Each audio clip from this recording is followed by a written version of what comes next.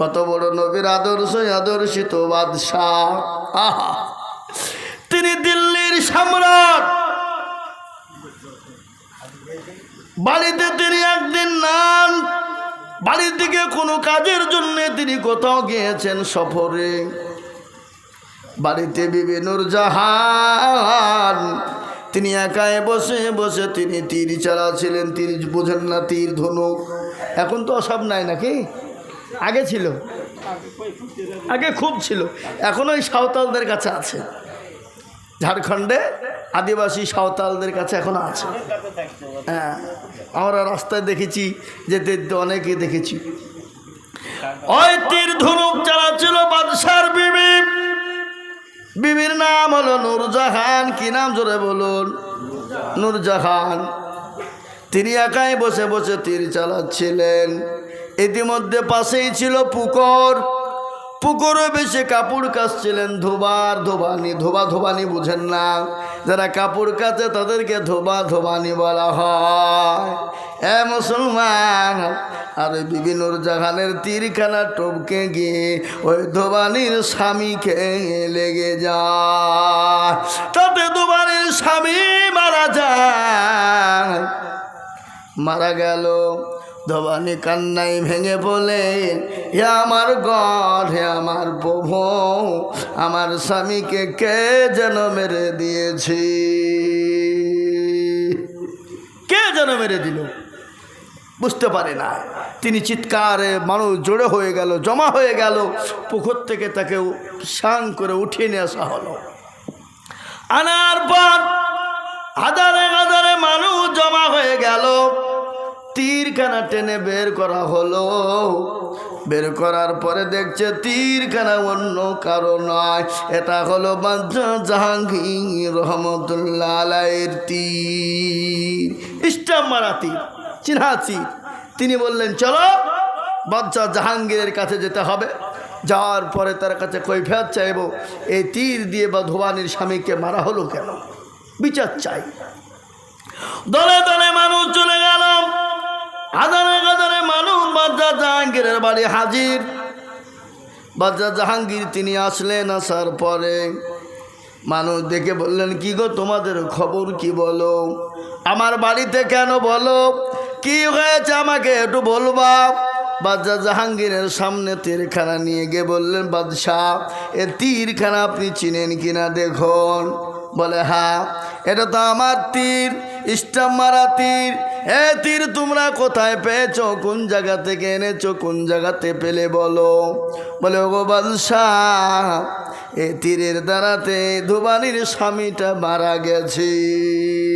আপনাকে বিচার করে দিতে হবে, আসামি বের করে দিতে হবে।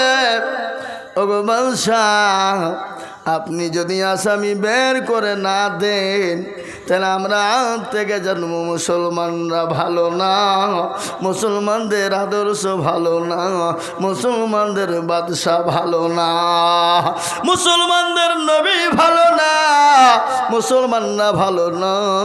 আর যদি আপনি আসামি বের করে বিচার করে দেন, আমরা বলবো মুসলমানরা ভালো, মুসলমানদের আদর্শ ভালো। বাদশাহ জাহাঙ্গীর তিনি টেনশনে পড়ে গেলেন। আশ্চর্য ব্যাপার, আমি আসামি চোর খুঁজে বের করব কি করে? কে মেরেছে না জানি, কোথা থেকে এলো, কিভাবে হলো। বলো, তোমরা যাও, আমাকে আসামি বের করতে দাও। আমি আসামি বের করে যদি আসামি পেয়ে যাই, আমি তোমাদের সামনে সঠিক বিচার করে দেব। বাদশাহ ন্যায় পরায়ণ বাদশাহ, বাদশাহ মুসলমানদের বাদশাহ। হ্যাঁ মুসলমান, আল্লাহওয়ালা বাদশাহ জাহাঙ্গীর রহমতুল্লাহ আলাইহি তিনি বাড়ি ঢুকে গেলেন। বাড়ি ঢুকে মনটা বড় খারাপ। বিবি সালাম দিলেন, সালামের উত্তর কেনা দিলেন। বাদশাহ জাহাঙ্গীর বড় টেনশনে পড়ে গেলেন, আসামি কি করে পাবো? আর আসামি যদি না বের করতে পারি, তাহলে মুসলমানদের আদর্শ থাকবে না, মুসলমানদের আদর্শ থাকতে পারে না, মুসলমানদের দুর্নাম হয়ে যাবে, বাদশাহ দুর্নাম হয়ে যাবে। তিনি চিন্তা করতে করতে বিবি নূরজাহান, আল্লাহ ওয়ালি বিবি, পরোজগারিনী বিবি, দিনদারিনী বিবি, দেখবেন যে বাড়িতে বিবি ভালো হয়, আল্লাহ বলে পরোজগার দিনদারানি হয়, স্বামী ভক্ত হয়, স্বামীকে মহাব্বত করে, সেই বাড়িটা জান্নাতের বাগিচা হয়ে যায়। বুঝতে পারলেন না? এই কথা বলেন না কেন? হ্যাঁ, এই মুসলমান, আমাদের বাড়ির বিবিরা আমাদেরকে ভালোবাসে বলে মনে হয়। ভালোবাসা তো একসাথে হয় না। আপনি ভালোবাসা দেবেন তবে তো বিবির ভালোবাসা পাবেন। আর আপনি উঠতে বসতে বিবিকে গাল দিবেন, খিচখিচ করবেন, মারবেন, ও আপনাকে তারপর দিন চড় তুলবে। কি বলছেন আপনারা বলুন? হ্যাঁ, একতরফা ভালোবাসা করলে হবে? হ্যাঁ, দুইজনের ভালোবাসা রাখতে হবে, হবে না? বিবি নূরজাহান বাদশা জাহাঙ্গীরের দিকে লক্ষ্য করে দেখলেন মনটা বড় খারাপ। বলে, স্বামী গো, আপনার মনটা কেন খারাপ একটু আমাকে দয়া করে বলবেন। স্বামীর দিকে স্বামী যখন বাড়িতে ঢুকবে, বিবি নরম ভাষা দিয়ে স্বামীকে ডাকবে। দেখবেন স্বামী যতই কঠিন হোক, যতই বিপদের মধ্যে থাকো, যতই আপনার কষ্টের মধ্যে থাকো, যত খাটনির মধ্যে থাকো, বিবি যদি নরম ভাষা দিয়ে স্বামীকে ডাকে, সেই স্বামীর মন পানি হয়ে যায়, কষ্ট আর কষ্ট থাকতে পারে না। বাদশা জাহাঙ্গীরকে ডাক দিয়ে বলে, স্বামী গো, আপনার কি হয়েছে একটু দয়া করে বলবেন, আপনার মনটা কেন খারাপ একটু মেহেরবানি করে বলুন গো স্বামী। সঙ্গে সঙ্গে বলে, বিবিরা বড় বিপদ। বলে, কিসের বিপদ? বলে, আমার বাড়ির পাশে কোন ধোবাঙা দোবানি কাপড় কাচছিল, তাতে এই তীরখানা গিয়ে ধোবানির স্বামীকে লেগে যায়, তাতে ধোবানির স্বামী মারা গেছে, আমার কাছে বিচার নিয়ে এসেছে। এই লোক ঘুমাইছেন কেন? ঘুমাইছেন কেন? এই তো ঘুমাইছে, দোয়া করে দেবো, আর বলবো না। আপনাদের খাটনি খাটনি শরীর তো ধোয়া কাটা কষ্টকর ব্যাপার, না না বললে হবে না। হ্যাঁ নাকি? এটা দূরে সরে বলে, আল্লাহুম্মা সাল্লি আলা সাইয়্যিদিনা মাওলানা মুহাম্মদ ওয়া আলা আলি সাইয়্যিদিনা মাওলানা মুহাম্মদ। হ্যাঁ মুসলমান, বাদশা জাহাঙ্গীর বলে, বিবিরা আসামি যদি না বের করতে পারি, মুসলমানদের আদর্শ খারাপ হয়ে যাবে, বাদশার আদর্শ খারাপ হবে। ও বিবি, আমি আসামি কোথায় পাবো একটু আমাকে বলো। বলে, স্বামী গো, আসামি যদি পেয়ে যান, যদি আপনার নিজের মানুষ হয়, আপনি নিজের দিকে টেনে বিচার করবেন, না হাদিস এবং কোরআনের দিকে টেনে করবেন। বলে, বিবিরা হাদিস এবং কোরআনের দিকে পৃথিবীর কোনো আর দাম নাই। ও বিবি, কোরআন এবং হাদিসের দিকে টেনে বিচার করব।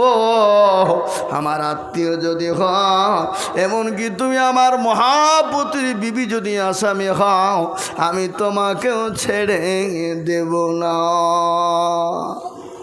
বিবি মুচকে গেছে, বলেন, স্বামী গো, আর কোনো টেনশন নয়, আপনি আসামি পেয়ে গেছেন। বলে, বিবি রে, আমি আসামি কি করে পেলাম, কোথায় পেলাম একটু বলবা। বলে, স্বামী আপনি বাড়িতে ছিলেন না, আমি নূরজাহান আপনার বিবি একাই বাড়িতে মন বসে না। ও আমার স্বামী, আমি বাড়িতে বসে বসে তীর ধনুক চালাই শিখছিলাম, ইতিমধ্যে তীরখানা টপকে গেছে, জানি না ওই কারণে ধোবা মারা গেছে। বলে বিবি রে, আর মানে হলো মারতে গেল হরিণ, লেগে গেল মানুষ, এর জন্যে কিছু ফিদিয়া কিংবা পয়সা যদি দেয় আদায় হয়ে যাবে। কিন্তু না না না, আমি বাদশা পয়সা দিলে লোকে বলবে বাদশার পয়সা ছিল, বিবিকে বাঁচিয়ে নিয়েছে, এটা করা যাবে না। বাদশা জাহাঙ্গীর ঢোল পিটে দিল, খবর দিয়ে দিল, ধোবানির দলবল চলে এলো, দলে দলে মানুষ চলে আসলো। বলে বাদশাহ যদি বিচার ন্যায় পরায়ণ করে, ভালো বিচার করে, তাহলে জানবো বাদশাহ ভালো, বাদশার আদর্শ ভালো, মুসলমানরা ভালো, মুসলমানদের আদর্শ ভালো। আর যদি বিচার না করে, তাহলে জানবো মুসলমানরা ভালো না, মুসলমানদের আদর্শ ভালো না। এ মুসলমান, বাদশা জাহাঙ্গীরের দরবারে হাজির হয়ে গেল। ফাঁকা চাটিয়াল ময়দান। বাদশা জাহাঙ্গীর রহমতুল্লাহ আলাইহি বলল, শোনো, আসামি পাওয়া গেছে, আর তোমাদের কোনো টেনশন নাই, আমি বিচার করব। বাদশা জাহাঙ্গীর বলল, আসামি অন্য কেউ নাই, আসামি হলো আমার প্রাণের বিবি, আমার বিবি নূরজাহান। ওগো ধোবানি, শোনো, যে তোমার স্বামীকে মেরে দিয়ে তোমার বুককে খালি করে দিয়েছে, তোমার বুকে দাও দাও করে আগুন জ্বালিয়ে দিয়েছে। তুমি আজকে বাদশা জাহাঙ্গীরের বিবি নূরজাহান আসামি, নচেত তুমি তার স্বামী বাদশা জাহাঙ্গীরকে মেরে দাও, দিয়ে বিবি নূরজাহানের বুকে আগুন জ্বালিয়ে দাও। কি নেই প্রায় তীরখানা দিলেন, ওই ধোবানির হাতে দিয়ে দিলেন। তারপর ধোবানিকে বললেন, ধোবানি, এই নাও তীর আর ধনুক নিয়ে নাও, তুমি বাদশা জাহাঙ্গীরকে মেরে দাও, বিবি নূরজাহানের বুকে তুমি দাও দাও করে আগুন জ্বালিয়ে দাও। বাদশা জাহাঙ্গীর তীর আর ধনুক কেনা দিলেন। তারপর বাদশা জাহাঙ্গীর পশ্চিম দিকে পা গেড়ে হাঁটু গেড়ে বসে গেলেন, আর বিবি নূরজাহান আপনার ওই ধোবানির বিবি তীর আর ধনুকখানা নিয়ে গেলেন। বাদশা জাহাঙ্গীরের কাছে গেলেন, বুকের কাছে তীর আর ধনুক নিয়ে গিয়ে ঠেকিয়ে দিয়ে 7 বার ঠেকিয়ে দিলেন, দিয়ে বলে, বাদশাহ, আমি আপনাকে ক্ষমা করে দিলাম, আমি মাফ করে দিলাম।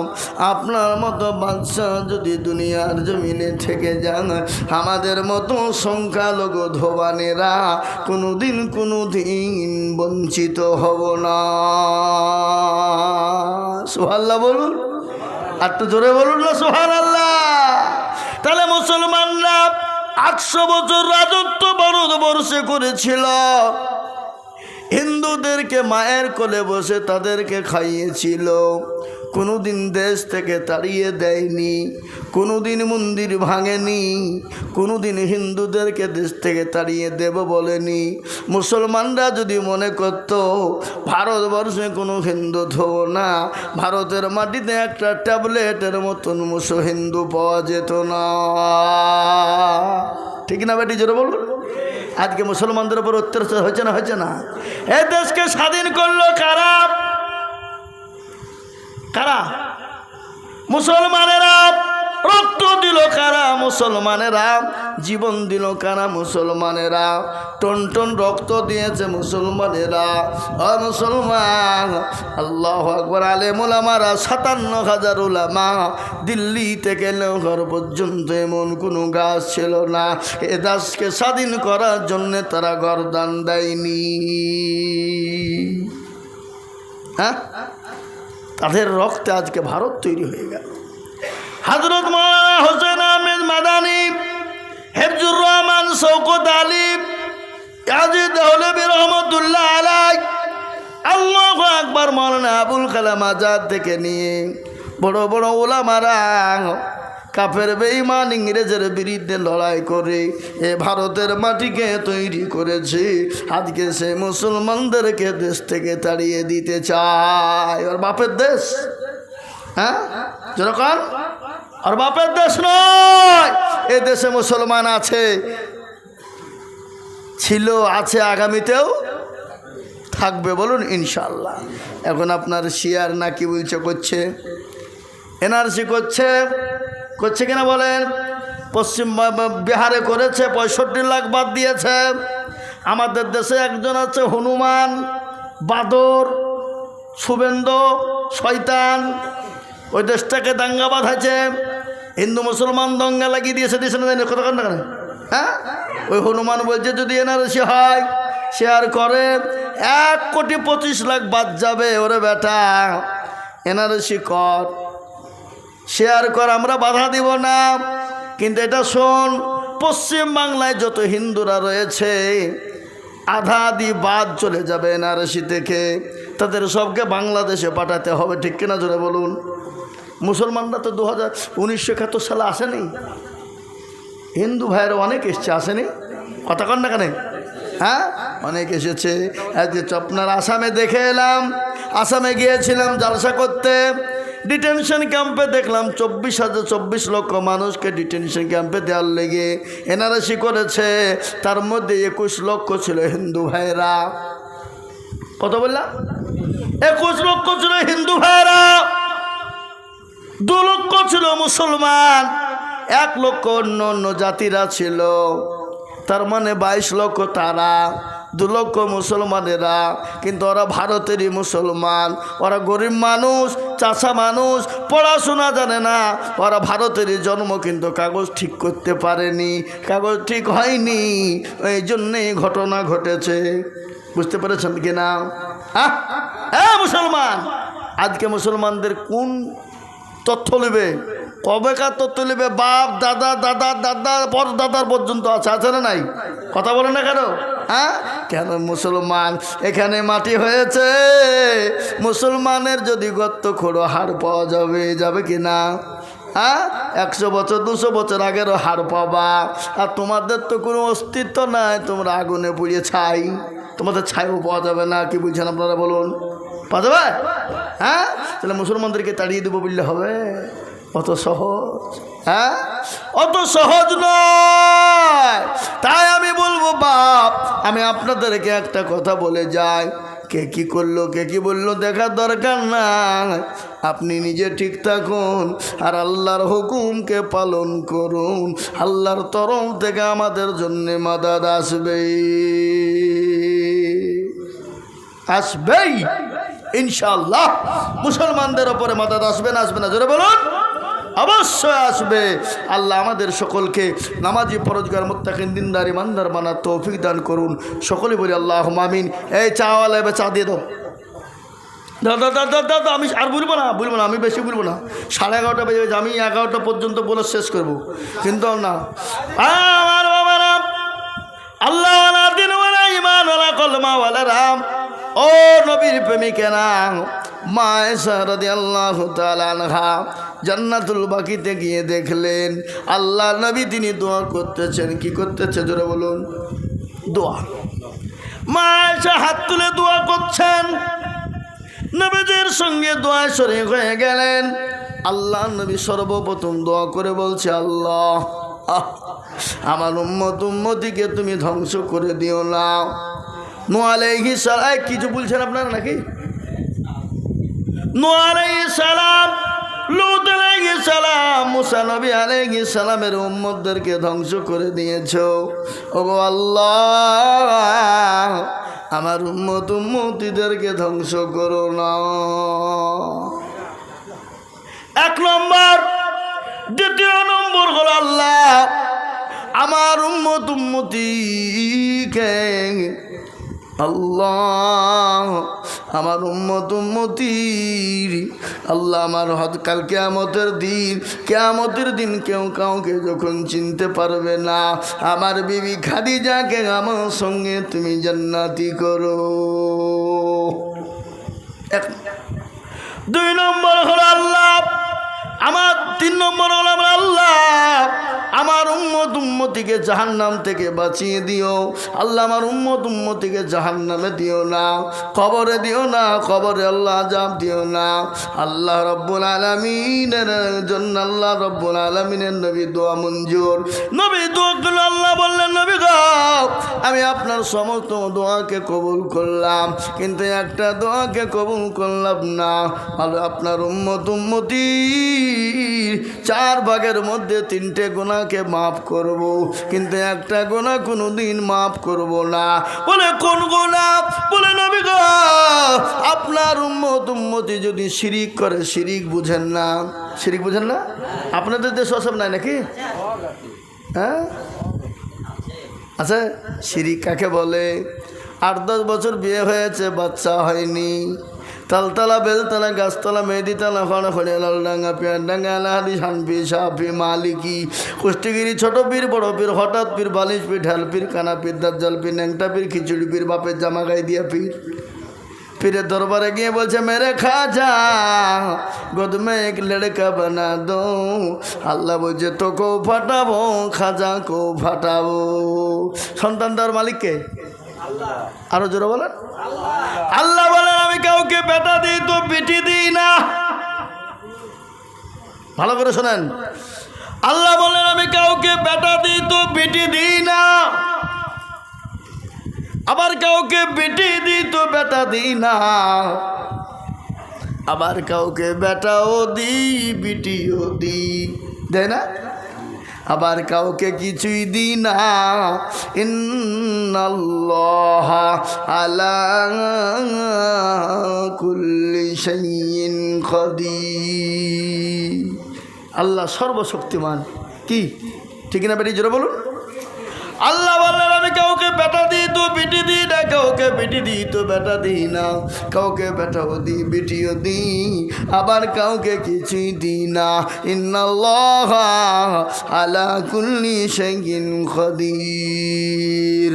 আল্লাহ বললেন সবের মালিক হলাম আমি আল্লাহ। যা চাইবা আমার কাছে চাও। সন্তান দেওয়ার মালিক আল্লাহ, ভালো মন্দর মালিককে? ভালো মন্দর মালিক আল্লাহ।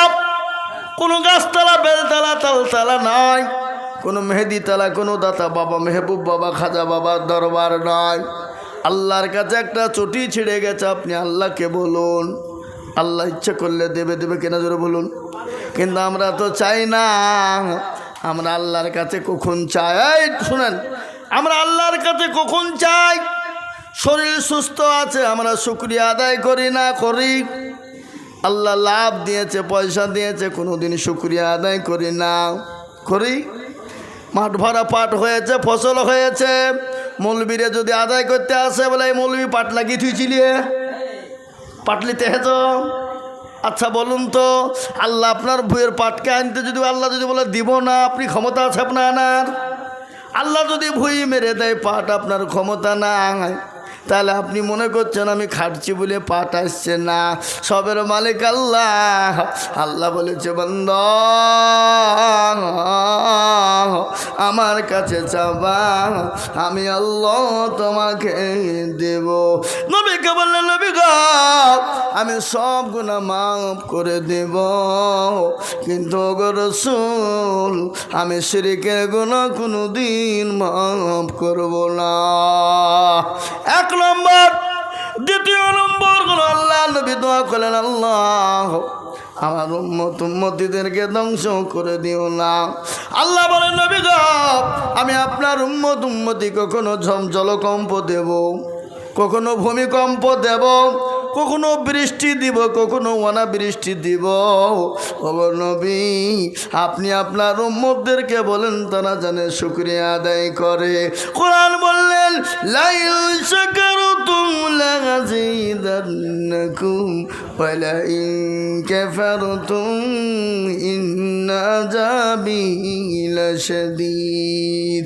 আল্লাহ বলেন নবী গো তাদেরকে বলুন তারা জানে শুকরিয়া আদায় করে, তারা জানে না শুকরিয়া করে না। দেখবেন ব্যবসা ভালো হলে কি বলে হ্যাঁ শুকরিয়া নাই, আর একদিন যদি লস হয়ে যায় তো মুখের দিকে তাকানো যায় না, যায় না? হ্যাঁ, আল্লাহ বলেন আলহামদুলিল্লাহ বলো, যেটা দেবে আলহামদুলিল্লাহ বলবা। বরকত দেবে আল্লাহ, রুজি দিবে আল্লাহ। রুজির মালিককে জোরে বলুন। মমতা খালা, মোদিজি। আল্লাহ বলেন ইন্নাল্লাহা ইয়ারযুকু মাইয়াশাউ বিগাইরিল হিসাব। আল্লাহ বলেন আমি রুজির মালিক, আমি যাকে রুজি দিব সে পাবে, যাকে দেব না সে পাবে না। 2 নম্বর হয়ে গেল। 3 নম্বর মায়েশা আল্লাহ নবীর বিবি খাদিজা জন্যে নবীজি দোয়া করেছেন। মায়েশা সোজা বাড়ি চলে গেলেন। নবী দোয়া শেষ করে বাড়িতে গিয়েছেন। আসসালামু আলাইকা আয়েশা। আয়েশা বললেন ওয়ালাইকুম আসসালাম। রসুল বললেন আয়েশা, আয়েশা গো বলো তোমার মুখটা কেন ভারী? বলে নবী গো আমরা আপনার কাছে বিবিরা ভালো না, আপনি কেন ওই বুড়ি খাদিজার জন্যে দোয়া করলেন, আমাদের জন্যে কেন দোয়া করলেন না? আল্লাহ নবী বলেন আয়েশা এরকম কথা তুমি বলো না, বলো না। আয়েশা গো যাকে বুড়ি বলে গালি দিয়েছ ওই বুড়ি খাদিজা। আমি নবীকে কেউ যখন নবী বলে মেনে নেয়নি, কেউ যখন আশ্রয় দেয়নি, আমি নবীকে কেউ যখন কাছে টেনে নেয়নি, ও আয়েশা ওই বুড়ি খাদিজা আমার জন্য